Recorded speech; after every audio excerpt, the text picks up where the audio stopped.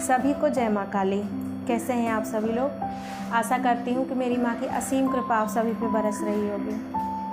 देखिए, आज का जो विषय है वो बहुत ही अहम विषय है, क्योंकि इस चीज़ के बारे में आपने सभी से बहुत सुने होंगे कि अक्सर लोग कहते हैं, अरे क्या फ़ायदा है पूजा पाठ करने से, कौन सा कष्ट दूर होता है, या भगवान बहुत परीक्षा लेते हैं। ठीक है, आपने ये सब सुने होंगे।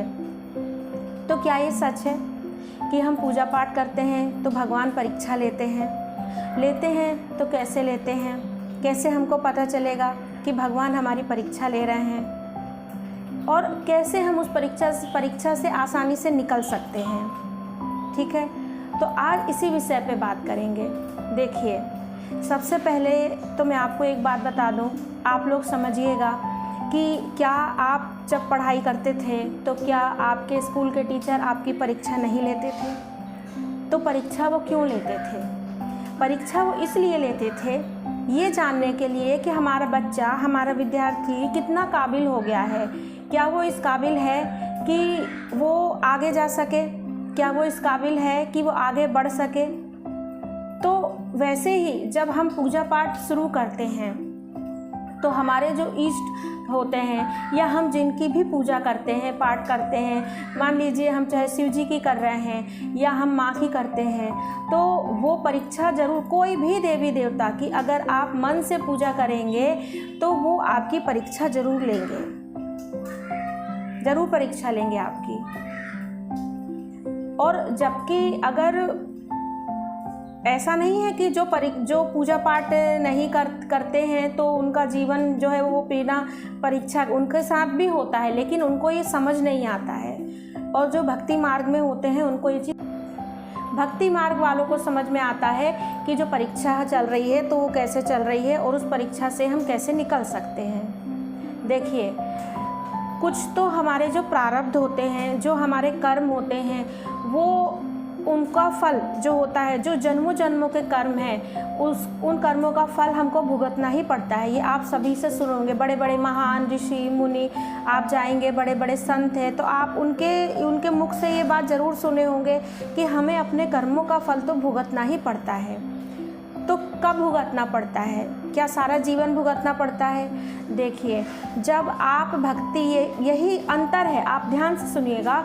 जब आप भक्ति मार्ग में होते हैं, आप जिस भी इष्ट की पूजा करते हैं, तो भगवान ये खुद सोचता है कि ये हमारा बच्चा जब तक हमारे आंचल के छाँव में है, जब तक हमारा बच्चा हमारी पूजा कर रहा है, हम इसके प्रारब्ध के कर्म जल्दी जल्दी से काट दें। इसको जो भी दुख दे बाद में आने वाला है, उसको वो दुख छोटे ही रूप में अभी ही दे दे, क्योंकि अभी वो सहने के लायक है।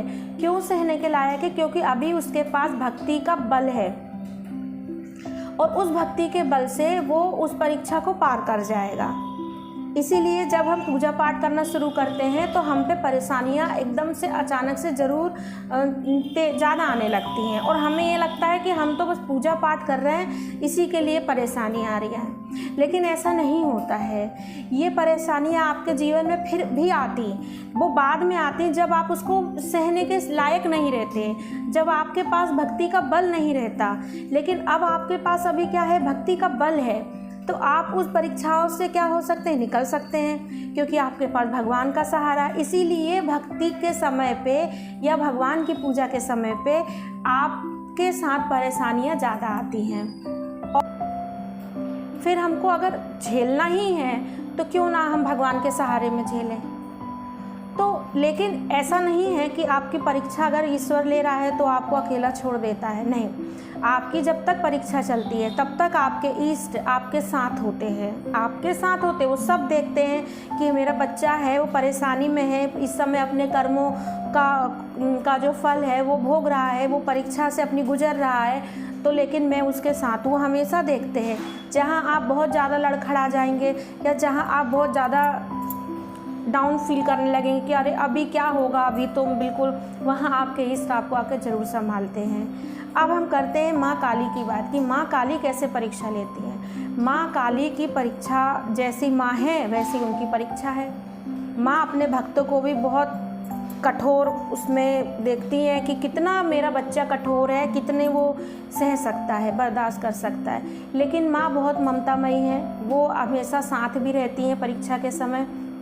वो आपको ऐसी परिस्थिति में लाके खड़ा कर देती हैं कि आपके समझ में नहीं आता कि अभी मैं क्या करूं, मैं जीवन में कहाँ जाऊं, मेरा कोई अपना नहीं है। वो सबको दूर कर देंगी। जब आपकी परीक्षा चलेगी तब वो आपसे सबको दूर कर देंगी, किसी को भी वो आपके पास नहीं रहने देंगी। वो आपको लगेगा कि आप इस दुनिया में कोई भी नहीं है आपका, ऐसे करती हैं। लेकिन वो वहाँ महसूस कराती हैं आपको कि देखो यहाँ कोई किसी का नहीं है, यहाँ जो है वो सर्वे सर्वा मैं ही हूँ और मैं ही तुम्हारे साथ खड़ी रहूँगी। और अंत में आपको ये समझा देती हैं और आपके समझ में भी आ जाता है कि हाँ ये बात तो सही है कि माँ ही है सब कुछ और वही करती हैं। तो इस तरह से भगवान हमारी परीक्षा लेते हैं, लेकिन उससे डरना नहीं चाहिए। ये हमारी भक्ति मार्ग की एक यात्रा होती है। जो परीक्षाएं होती हैं ये हमको भक्ति मार्ग पे आगे लेके जाती हैं।